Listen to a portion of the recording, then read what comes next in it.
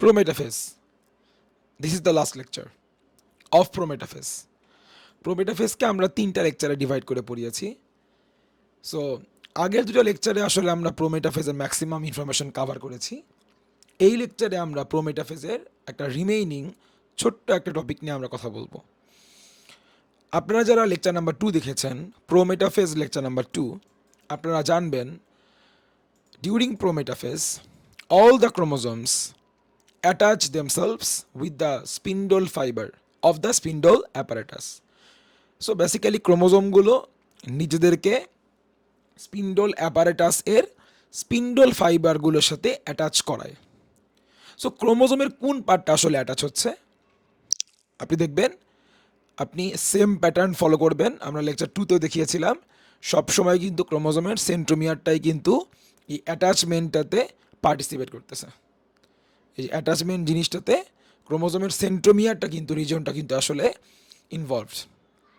এখন একটা কথা আছে স্যার, আপনি যদি বলেন এই ক্রোমোজোমটা তার সেন্ট্রোমিয়ারটাকে স্পিন্ডল ফাইবারের সাথে অ্যাটাচ করাইছে, এর মধ্যে না একটা ইনফরমেশন গ্যাপ থেকে যায়। বলেন অ্যাটাচ হলো কোনটা? ক্রোমোজোমের সেন্ট্রোমিয়ার অ্যাটাচ হলো কার সাথে? আমি বলবো স্পিন্ডল ফাইবার। 3 নাম্বার, এটা আপনি যদি কোশ্চেন না করেন কখনোই বুঝতে পারবেন না আপনার যে ইনফরমেশনটা ল্যাকিংস আছে।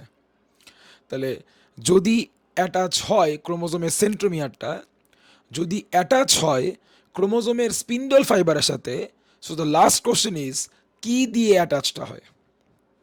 ধরে নিলাম এরপরেও আপনারা বুঝতেছেন না জিনিসটা আসলে, আমি আরেকটু তাহলে বুঝাই বলি। খেয়াল করেন এই ছবিটা আমরা একটু খেয়াল করব। এই ছবিতে আমরা আসলে কি বোঝানোর চেষ্টা করতেছি। এখানে অ্যাটাচ করলাম কি?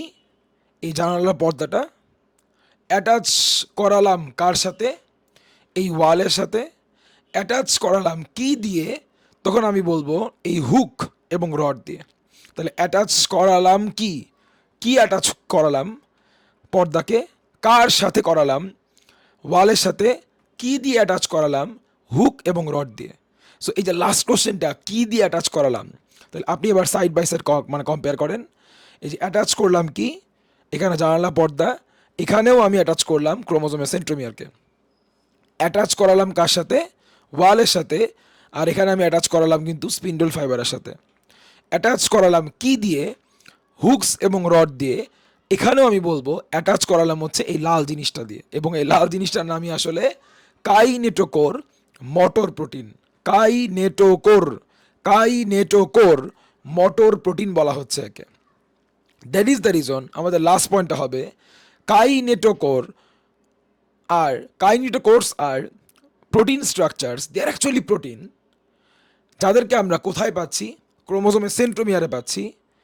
তাহলে ওই জায়গাতে বসে ও কী কাজ করতেছে? সে ক্রোমোজোমের সেন্ট্রোমিয়ারের সাথে স্পিন্ডল ফাইবারকে লিঙ্ক করাতে, অ্যাটাচ করাতে হেল্প করতেছে। আমাকে যদি এখন কেউ জিজ্ঞেস করে ভাই এখানে রডটা আসলে কী কাজ করতেছে বা হুকগুলো আসলে কী কাজ করতেছে, আপনি নিশ্চয়ই এটা বলবেন এই রড এবং হুকগুলো ওয়ালের সাথে এই পর্দাকে অ্যাটাচ করাতে হেল্প করতেছে, লিঙ্ক করাতে হেল্প করতেছে।